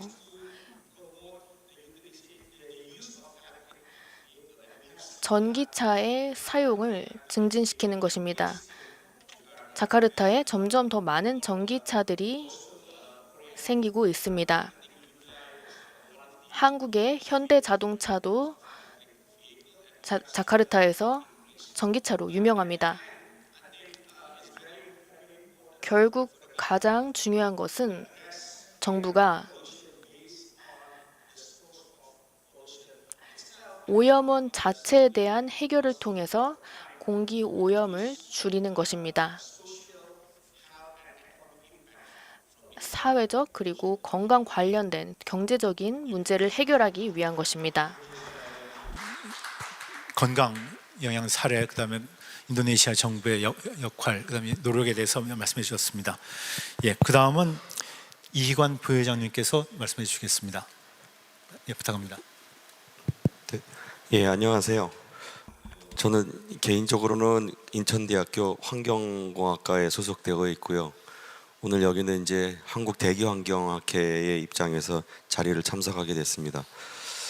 어제도 그 인천 지역에서 여러 비슷한 주제를 가지고 한번 이렇게 얘기할 기회가 있어서 내용들이 많이 좀 이렇게 중복되는 게 있어서 이게 인천만 그러지 않은 거구나 하는 생각도 좀 하게 됐고요. 세 가지 정도 말씀을 드리겠습니다. 우선 하나는 아까 우리 신 박사님이 잠깐 말씀하시긴 했는데 지금 여러 가지 다양한 정책들이 만들어지고 있는데, 그리고 이제 기본 정책들이 만들어지면 거기에 뭐 소요 예산도 추계가 되게 되고요. 근데 그 중에 대부분은 이것이 이제 아까 말씀들 하셨던 중앙 정부 내지는 지방 정부가 그 역할을 가지고 가고 이행을 해야 되는 이렇게들 말씀을 하시고 계시는 것 같아요. 그런데 이제 이런 이 이행의 지속 가능성을 좀 확보하려고 한다 그러면은 거기에 조금은 민간이 좀 참여할 수 있는 참여를 좀 유도해야 되지 않을까. 그래서 특히 이제 그런 이 지역에 있는 기술 기업이나 이런 데들이 참여를 해서 뭐 이윤이나 고용 창출하는 그런 기회가 되면 이런 것들이 하나의 좀 뭔가 어떤 그런 선순환 구조가 되지 않을까 해서 또 제가 개인적으로 그런 사업단을 운영하기도 하다 보니까 이게 어떤 그런 그 정책에 이 필요한 그런 어떤 기술이나 이런 부분들이 같이 좀 움직여야 되지 않을까 해서 우선 첫 번째 제안은 한번 그런 민간 차원의 어떤 그런 역할을 좀 발굴을 하고 참여를 하는 게 어떤가 하는 말씀을 좀 드리고 싶습니다. 두 번째는 이제 제가 개인적으로 연구하는 분야에 기반해서 좀 말씀을 드리고 싶은데, 특히 이제 아까도 그 우리 김 박사님과 잠깐 얘기하다 보니까 이제 충청남도에는 큰 항만이 없습니다 이렇게 얘기를 하시는데, 그런데 이제 저희가 지금 그 특히 그 항만이나 항공인 경우에는 그 이 배출 체계의 속성상 사실은 그 실제 배출량을 추계하기가 참 쉽지 않습니다. 그래서 예를 들면 인천에서 급유한 배가 부산항에 가 있고, 부산에서 급유한 배가 인천항에 와 있고, 또 외국적 선박이 오고 가고 우리 선박도 외국으로 나가고, 그러면 실질적으로 그 인천항에 아니면 부산항에 아니면 또 연안 선박들이 움직이니까 이 충남 해안에 있는 그 배출량이 얼마나 될까는 아직은 사실은 그렇게 현재 배출량 체계로서는 잘 이렇게 되어져 있지 않습니다. 그래서 조금 한번 뭐 저희들이 지난 연구긴 하지만 어떤 그런 실제 그 선박이 움직이는 정보를 기반한 그런 배출량 체계를 좀 가지고 있어야, 그러면 지금 여기에 이제 그런 그 충남도의 해안 지역에서의 배출량을 추계를 하고 그거를 베이스로 해서 그 대기 정책을 만들 때 그런 기초 자료가 돼야 되지 않을까. 그래서 저희가 연구팀에서 그 전국 해운 배출량 체계를 좀 구축하고 있습니다. 자체 연구로. 그래서 한번 좀 충남도에 우리 김 박사님 계신 쪽에도 같이 참여를 해서 하면은 조금 어떨까 하는 생각이 좀 들었습니다. 마지막으로는 그 제가 학회를 또 대표해서 와 있으니까 좀 전에 확인해 봤더니 저희 학회가 회원이 한 4천여 명 된다고 합니다. 대부분 저희처럼 뭐 대학에 소속된 분도 있고, 연구기관도 있고, 또 기업도 있고, 뭐 더러는 또 외국인들도 있고요. 그래서 오늘 같은 이런, 저희도 사실 인천에서 이런 논의를 하다가 보면 그 우리가 오늘처럼 이렇게 우리 꼭 필요한 그런 구미에 맞는 그런 전문가들을 좀 이렇게 섭외하고 모시기가 참 쉽지 않습니다. 또 오늘도 여기 또 충남도 마찬가지고, 그래서 저희 학회의 4천여 회원들이 전국에 다 이렇게 그 여러 곳에 계시기 때문에, 그래서 이후에라도 이런 자리가 있으면 저희 학회 쪽과 같이 좀 이렇게 논의를 해주시면은 그 지역에 계신 분, 그런 그 관계된 분들을 같이 한번 얘기하고 하는데 충분히 저희도 참여 의사가 있고 또 그런 역할을 할 수 있지 않을까 해서 저희 학회하고 그런 얘기들 좀 많이 더 해주시면 도움이 많이 될 것 같습니다. 예, 이상입니다. 예, 고맙습니다. 그 학회 입장도 말씀해 주시고 연구자 입장도 말씀해 주시고 인천에 계신 입장도 말씀해 주셔서 다양한 의견을 말씀해 주셨습니다. 다음은 김정범 그 연구원님께서 말씀해 주시겠습니다. 부탁드립니다. 네, 안녕하십니까. 저는 충남연구원에서 근무한 김종범이라고 합니다. 앞서 발표해 주신 분들은 각자의 나라 그리고 뭐 국가, 그다음에 지역 연구원으로서 말씀해 주셨는데요.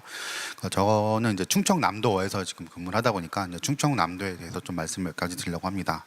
그래서 아까 지금 이광 교수님께서 말씀한 것처럼 대기환경학회를 제가 2008년부터 지금 다니고 있는데요. 지금 거의 20년 좀 다니는데 제가 생각해 볼 때 충청남도에서 지금 이런 학회를 해본 적이 거의 없습니다. 그래서 저도 지금 이런 것들을 좀 하면 어떨까, 전문가들을 구하기나 이런 것들 의견을 듣고 또 우리의 것들을 좀 말씀을 드리고 전문가들 의견을 들어서 좀 반영하면 좋을 것 같은데, 이제 장소도 그렇고 그다음에 이런 큰 행사할 수 있는 데가 많지가 없다 보니까 좀 그렇게 있었는데요. 이런 것들 아마 도나 아니면 저 연구원 차원에서 좀 고민을 해서 같이 할 수 있는 기회를 좀 만들 수 있도록 하겠습니다.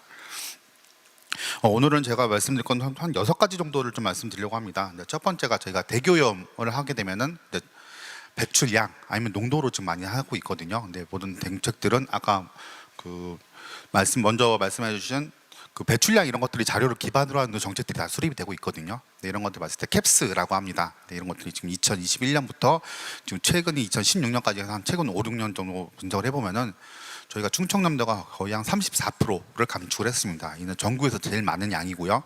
그다음에 저희가 이런 것들을 어디서 감축을 했을까 찾아보면은 결국은 대형 사업장에서 많이 저감을 했습니다. 그래서 이런 많은 노력들이 뭐 정책도 수립을 하고 뭐 공무원도 노력을 해주셨고 업체에서도 많은 개선 정책이나 뭐 비용을 해주셨는데, 문제는 이렇게 하더라도 저희가 전국에서 아직도 배출량이 4위입니다. 적진 않은 양입니다. 원래는 2등이었는데요. 그래서 많이 감소를 했다라고 자평할 수 있지만 반대로 아직도 많이 감소가 필요하다라는 것이 문제고요. 근데 이런 것들을 하기 위해서는 지속적인 좀 정책이 많이 필요할 것 같습니다. 근데 저희도 아까도 그 켄 알릭스 그 UC 버클리 센터장님 말씀해 주셨는데요. 이런 정책들이 하나가 수립이 되고 진행이 되다 보면은 이게 정권이나 아니면 이런 것들이 바뀌면서 조금 많이 지체되거나 아니면 좀 바뀌거나 이런 것도 있는데 이런 것들이 좀 튀지 않는 것들이 좀 많이 해서 꿋꿋하게 진행될 수 있는 것들이 좀 있으면 좋겠고요. 말씀드린 첫 번째는 결국은 저희 산업단지에서 줄여야 된다 말씀드리는데 결국은 이제 서산, 당진 이런 데 있는 천안, 아산에 있는 대형 지역에 대한 관리가 필요하고요. 그 중에서도 VOC가 많이 감축이 필요합니다. 지금 저희가 그 대기환경 계획이라는 걸 수립해서 지금 5년째 운영을 하고 있는데요. 매년 이행평가를 하고 있습니다. 대상 항목은 PM10, PM2.5, TSP, 그 다음에 SOx, NOx, 그 다음 VOC인데요. 다른 물질들은 대부분이 이제 저희가 할 삭감 목표에 도달하고 있습니다. 근데 모자란 것들이 PM2.5랑 VOC거든요. 네, PM2.5 같은 경우는 좀 1차 생성에 대한 관리가 많이 잘 되고 있는 것 같고요. 그런 것들이 같이 보고 있는데 어느 정도에서 정체가 되고 있습니다. 정체가 되고 있다는 것은 결국은 지금 할 수 있는 1차 배출원에 대한 관리는 잘 되고 있지만 결국은 앞으로는 2차 생성에 대한 것들을 관리가 필요할 거다라는 거고요. VOC 같은 경우도 마찬가지가 지금 정책들이 하고 있지만 이런 것들에 대해서 지금 총량 관리가 들어가 있지 않습니다. 지금 그 통합환경관리나 총량관리 들어가면서 TSP, SOx, NOx에 대한 관리가 하고 있는데 VOC 쪽이 지금 관리가 안 되다 보니까 배출원에 대한 저감 정책이나 아니면 기술 개발도 많이 부진한 상태고요. 네, 이런 것들에서 이제 앞으로는 좀 정책이 그쪽으로 좀 가야 될 것 같다는 게 첫 번째고요. 두 번째가 그럼 결국 이런 것들을 했을 때 그럼 결국 2차 생성에 대한 것들을 관리가 좀 필요한데 특히 아까도 김경환 말씀해 주셨는데 오존의 관리가 많이 필요합니다. 지금 오존이 지금 저희가 지금 시간 평균 그다음 8시간 평균 농도가 지금 기준치로 되어 있는데요. 지금 1시간 평균에 대한 것들은 목표 달성률이 20%가밖에 안 되고 있고요. 그래서 아까 그 심창석 박사님이 말씀해 준 것처럼 이 32년까지의 목표가 1시간 평균 농도의 50% 달성입니다. 지금 다른 물질들은 거의 100% 가깝게 되고 있는데 지금 채 20%가 되지 않고 8시간으로 하게 되면은 지금 달성률이 1%가 되지 않습니다. 0.2%, 0.5%밖에 안 되고 있거든요. 근데 이게 지금 기준치보다 낮다라고 해서 이거를 안심할 게 아니라 지금 최근 한 20년 동안 농도가 한 3배 이상, 3.5배 정도 증가한 걸로 나타나고 있거든요. 계속 증가를 하고 있고, 그다음에 특히 이런 것들에 그 환경 취약계층분들에 대해서 좀 많이 취약합니다. 어린이나 노약자분들이 많은데 저희 지역이 또 노약자, 그러니까 어르신분들이 좀 많은 지역에서 특히 논밭에서 일하시거나 외부 활동하시는 분들에 대한 것들이 많이 있는데 이런 것들의 좀 위험성이나 환경 좀 관리가 필요하기 때문에 오존에 대한 모니터링과 그다음 관리 대책이 좀 많이 필요할 것 같다라는 걸 말씀을 드리고요. 그다음에 이와 마찬가지로 좀 농어촌에 대한 것들도 좀 저희가 많이 관심을 가져야 됩니다. 저희 지역을 좀 구분해 보면은 크게 3가지로 분류가 됩니다. 첫 번째가 산업형, 에너지 산업형이라고 해서 천안, 아산, 당진, 서산, 그다음에 태안 이렇게 해서 석탄화력 발전소나 제철소, 석약단지가 있는 데가 있고요. 두 번째가 농어촌형으로 합니다. 이런 데가 이제 대표적인 게 이제 청양, 금산, 계룡 이런 데가 있고요. 도농복합형 같은 게 또 나오고요. 이런 데가 이제 공주 같은 데가 대표가 될 수 있는데 중요한 것들은 지금 하고 있는 정책들이 대부분이 대도시 위주로 지금 수립이 돼서 운영이 되고 있습니다. 서울, 부산 아니면 인천 이렇게 하다 보니까 이런 것들의 정책을 추진했을 때 대부분이 자동차 아니면 도로변 아니면 이런 것들을 하다 보니까 농어촌에서 할 수 있는 정책들이 많지가 않거든요. 근데 이런 것들을 저희가 배출량 같은 거나 농도값을 봤을 때는 농어촌에서 나오는 암모니아라던가 일산화탄소 이런 것들이 지금 주요 물질로 나오고 있습니다. 근데 이런 것들이 좀 정책들이 좀 많이 조금 관심 밖에 있어서 관리가 안 되고 있고요. 근데 아까 말씀드렸던 암모니아 같은 경우는 저희가 이제 축산이나 농어촌에서 많이 발전되고 있는데 이런 것들이 자체적으로도 오염도가 높을 수도 있지만 건강적으로도 문제가 될 수 있고 그다음에 아까 말씀드렸던 PM2.5에 대한 전구 물질로 알려져 있기 때문에 이런 것들은 관리나 관심이 좀 많이 필요할 거라고 생각이 됩니다. 그래서 지금 2025년부터 제 2단계 대기환경 기본계획이 수립돼서 지금 추진될 예정인데요. 여기서 이제 축산 같은 분야도 지금 많이 하려고는 하고는 있습니다. 근데 아직 이런 것들을 저희가 지금 조사를 하고 있는데 아직 시기가 이제 초기다 보니까 어떻게 해야 될지, 그다음에 어디서 누가 어떻게 관리해야 될지 이런 것들도 조금 지금 애매한 데가 많이 있거든요. 그래서 이런 것들로 관심을 갖고 좀 같이 고민을 해볼 필요가 있다라는 것들이 좀 생각합니다. 그다음 마지막으로 해야 될 것들이 앞서 지금 그 대기 환경 관련된 정책들이 많이 개선이 됐습니다.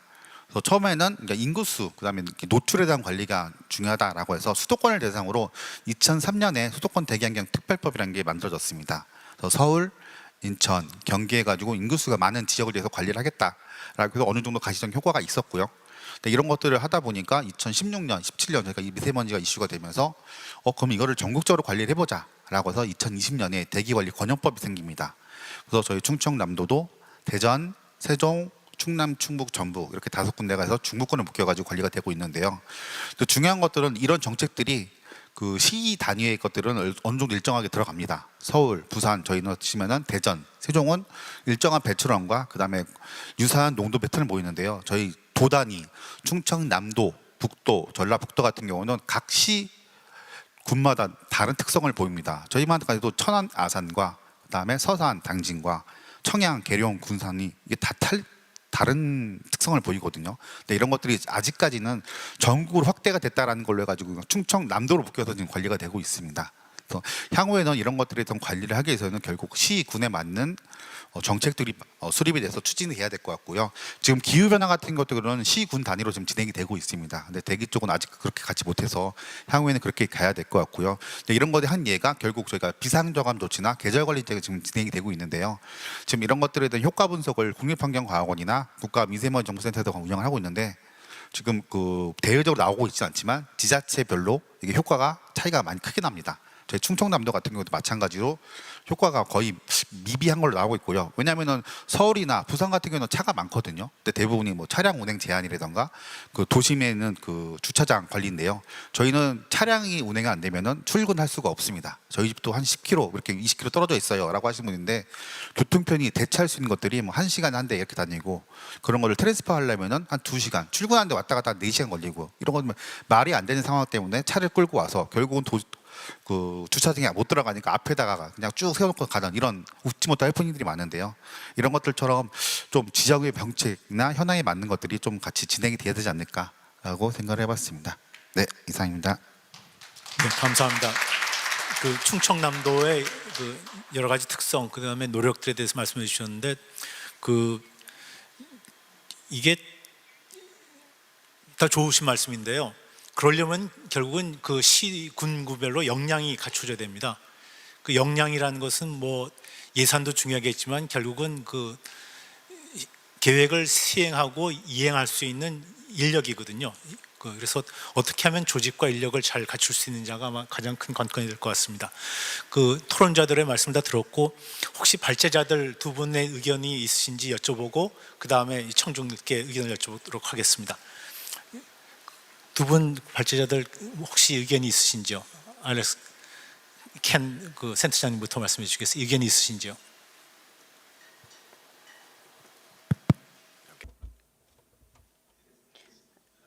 네.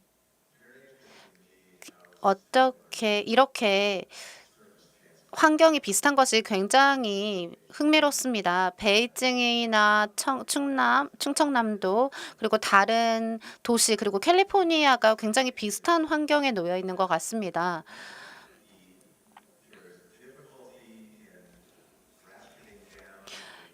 이 요구사항들을 계속해서 강화하면서 뭐 차량이라든지 혹은 발전소와 같은 곳에서 대기 배출량을 계속해서 감축하는 것은 효과를 보고 있습니다.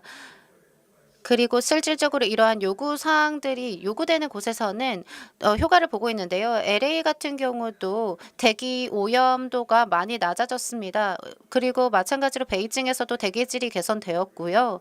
실제로 다양한 곳에서 이러한 규제와 제한이 적용되었을 때 실질적 개선을 보고 있습니다. 네, 물론 쉽지는 않죠. 기업이나 회사들이 이러한 규제를 따르는데 항상 찬성하는 건 아니니까요. 하지만 효과는 있습니다. 그리고 무엇보다도 건강상, 보건상의 긍정적 영향이 있기 때문에 계속 지속해야 한다고 생각합니다. 네, 감사합니다. 네, 너무 잘 들었고요.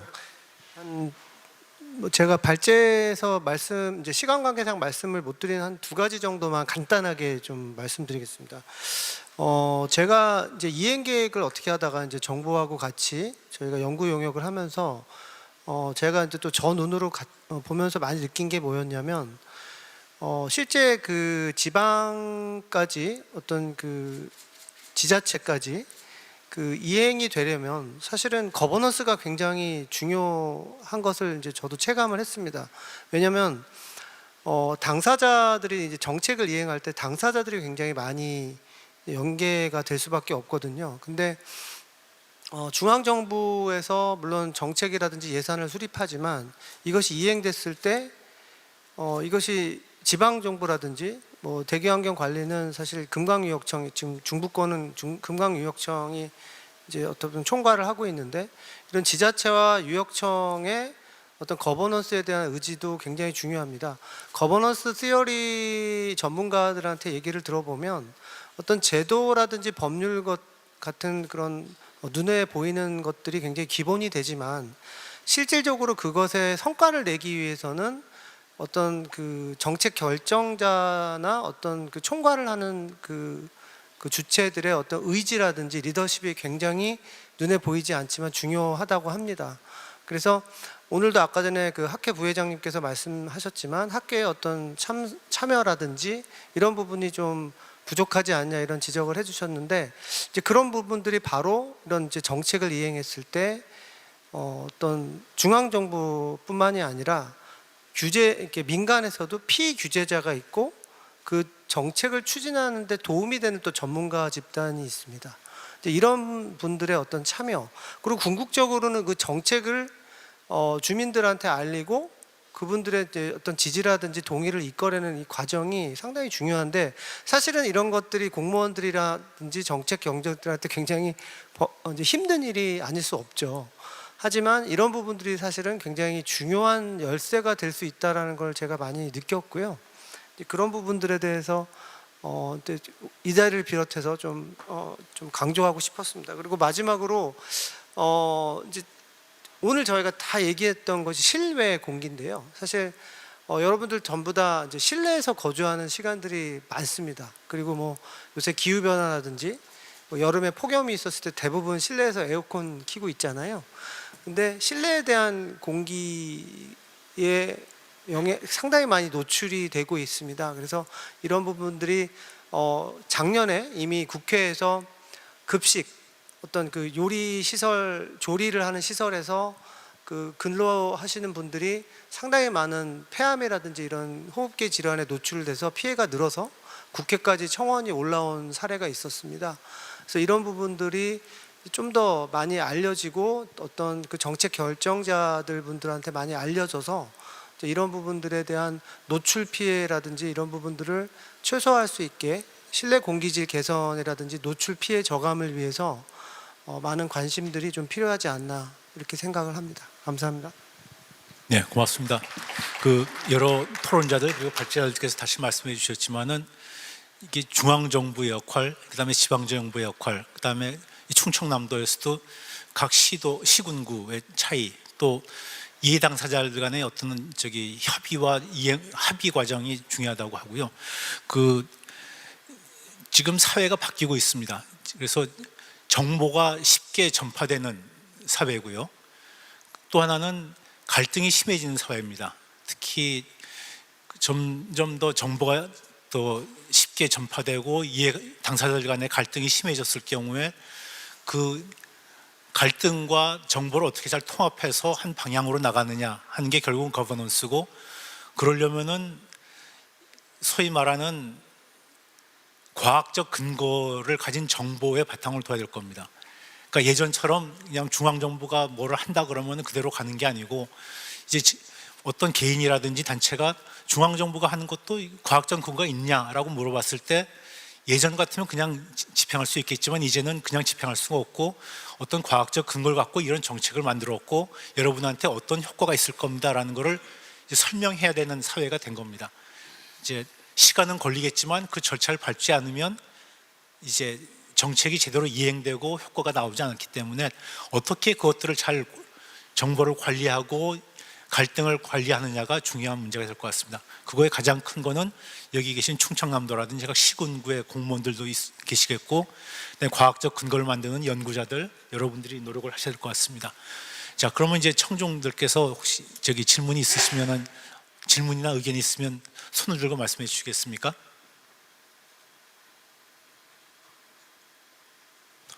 예, 저기 손을 드신 것 같은데요. 그 말씀하실 땐 소속과 성함을 말씀해 주시는 게 도움이 될 것 같습니다.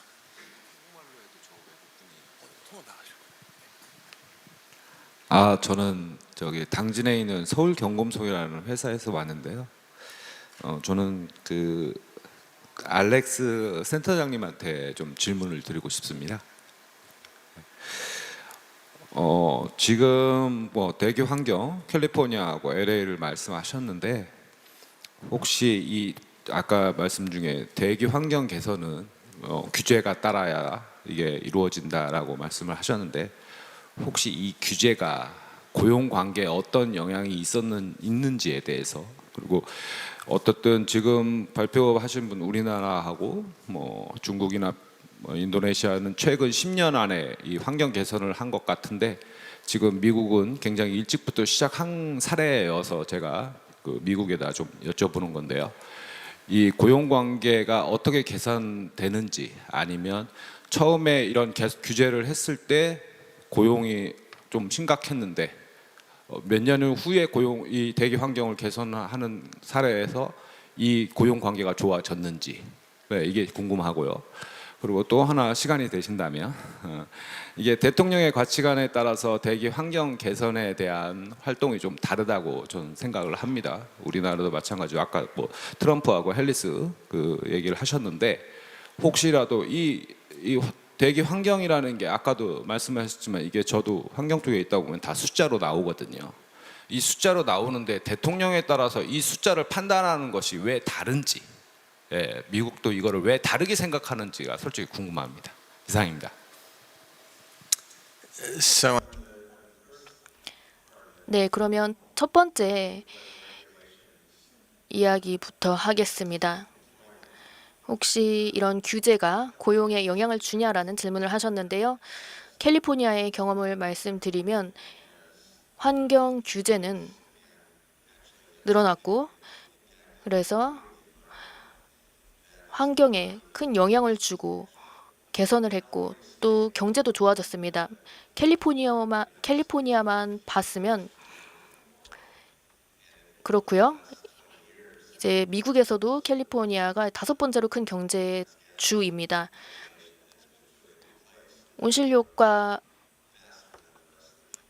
온실가스와 관련된 규제도 계속 만들어지고 있는 상황입니다. 그래서 규제가 만들어졌을 때 새로운 일자리와 새로운 산업을 만든다고 생각을 하시면 되겠습니다. 오염과 관련된 규제, 그리고 이와 관련된 요건과 기술 관련해서 일자리가 창출이 되는 것입니다. 한국도 마찬가지입니다.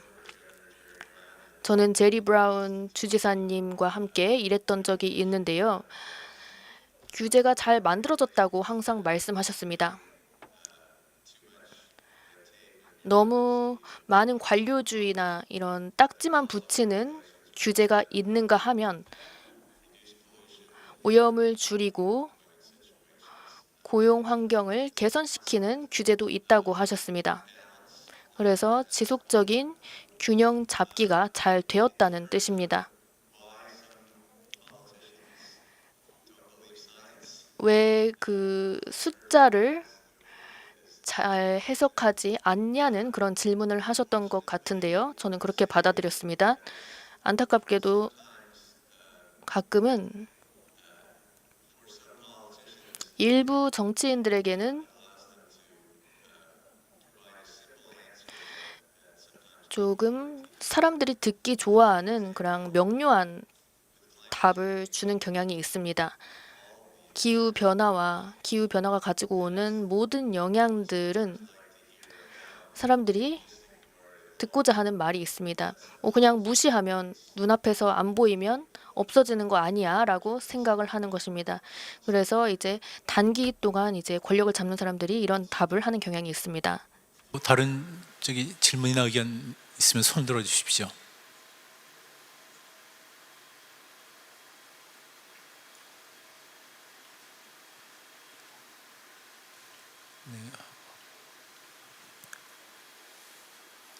저기 하시죠.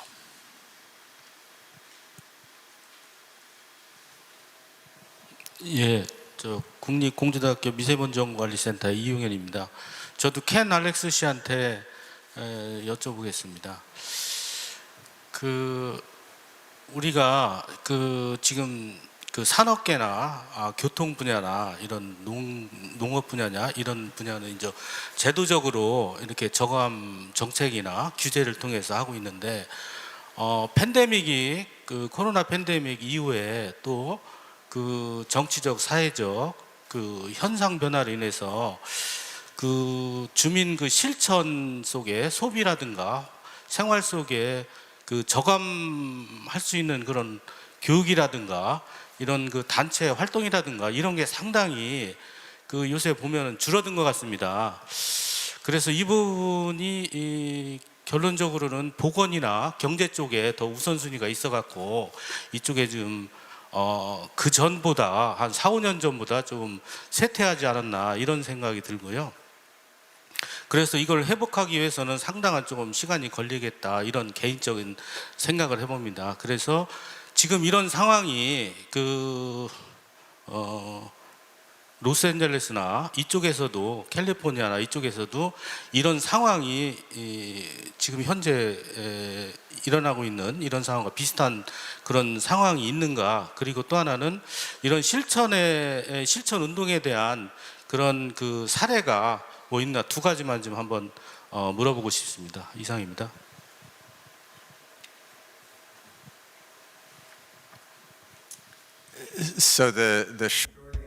네, 짧게 답변을 드리면 맞습니다.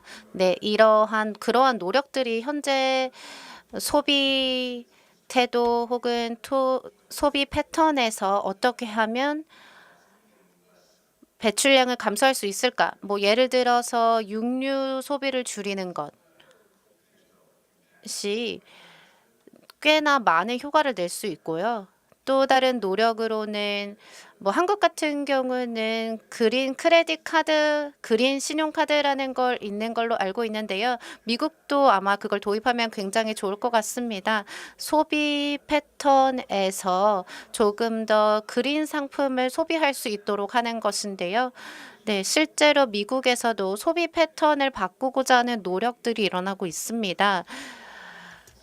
한국도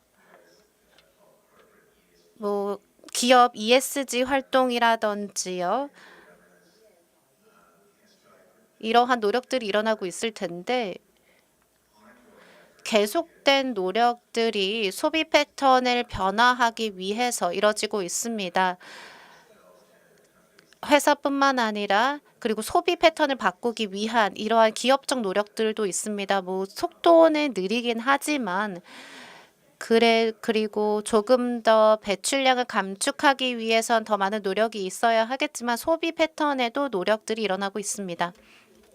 이 경우에는 환경보호청에서 중요시하게 생각하는 것 중에 하나가 시티즌 파티시페이션이라고 해서 시민 참여입니다.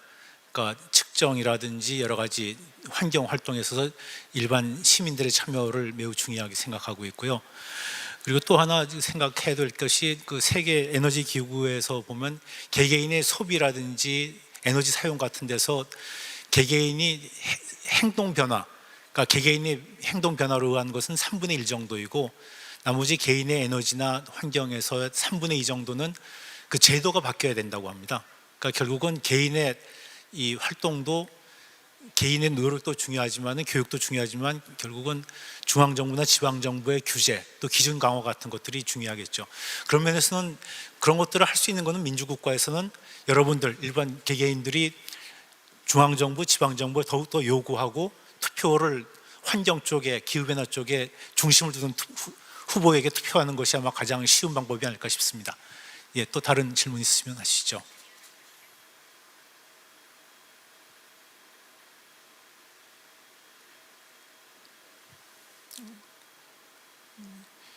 예, 아마 점심 시간이 다 되고 그래서 다들 피곤하신 것 같습니다. 시간이 뭐 한 5분 정도 남긴 하겠지만은 또 질문이 없으시면 그동안 잘 들어주신 청중 여러분 고맙고요. 그다음에 발제자 2분, 그다음에 토론자 5분 모두 고맙습니다. 이상으로 마치도록 하겠습니다. 감사합니다.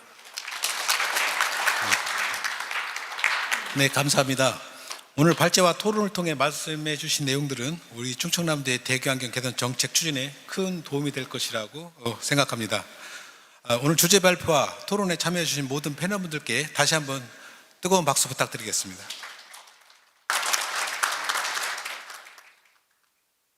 저도 잠깐 한 말씀만 드리면 오늘 김종원 박사님께서 말씀하신 내용이 귀에 쏙 들어왔습니다. 우리 충청남도 대기오염물질 배출량이 전국에서 4등했었는데 2등으로 개선됐다고 말씀하셨어요.